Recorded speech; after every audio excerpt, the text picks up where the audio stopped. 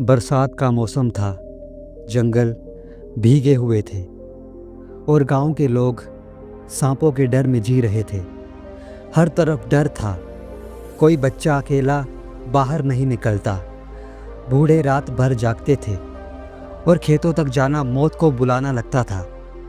लेकिन तभी वहां पहुंचे महात्मा बुद्ध और उनके शिष्य आनंद, और उन्होंने उस गांव को सिखाया कि सांप से बचने के लिए जहर से नहीं, समझ से काम लेना पड़ता है।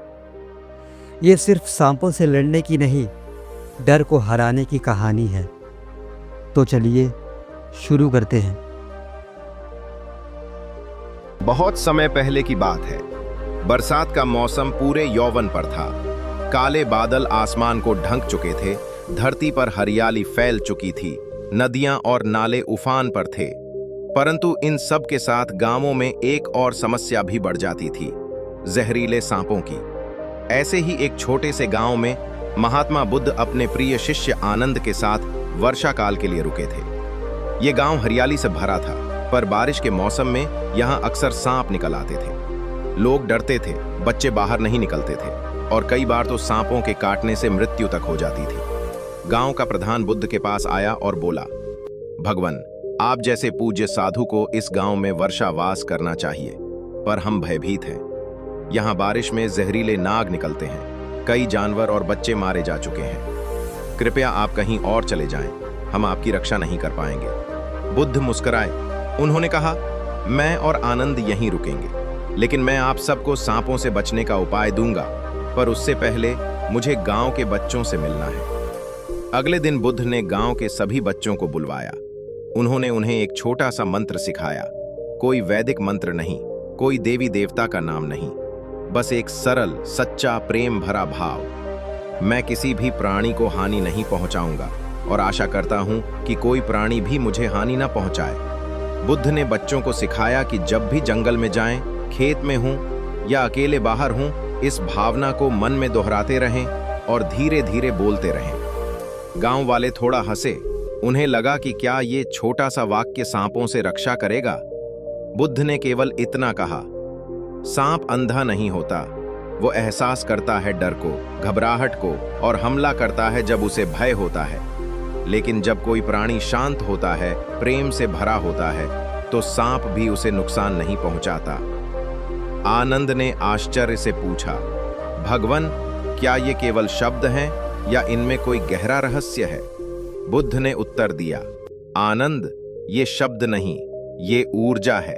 जो मन शांत होता है, अहिंसा से भरा होता है, वो आसपास के वातावरण को भी बदल देता है। यह प्रेम की भाषा है, जिसे जानवर भी समझते हैं। धीरे धीरे पूरा गांव इस सांप मंत्र को अपनाने लगा। बच्चे, बूढ़े, महिलाएं जब भी बाहर जाते, ये भावना अपने मन में दोहराते।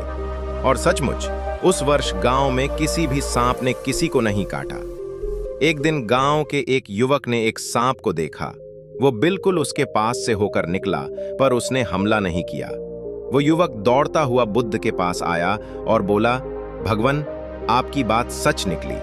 मैंने सांप के इतने पास से होकर गया, लेकिन वो चला गया, जैसे कुछ समझ गया हो। बुद्ध मुस्कुराए। उन्होंने कहा, जिस दिन मन से हिंसा निकल जाती है, उस दिन हमारे आसपास की दुनिया भी बदलने लगती है। फिर उन्होंने गांव वालों को एक और गहरा ज्ञान दिया।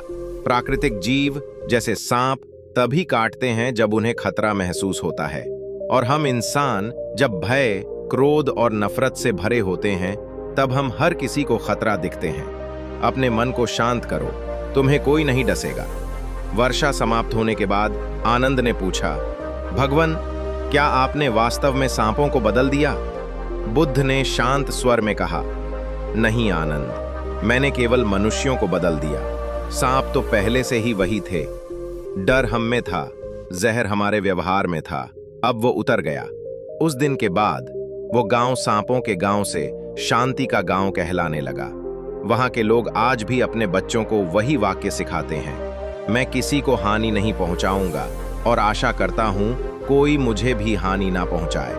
और इस तरह बुद्ध ने केवल सांपों से नहीं, बल्कि डर, अंधविश्वास और हिंसा से पूरे गांव को मुक्त कर दिया। दोस्तों, अगर ये कहानी अच्छी लगी हो तो इसे लाइक करें, शेयर करें और हमारे चैनल को सब्सक्राइब करना ना भूलें। धन्यवाद।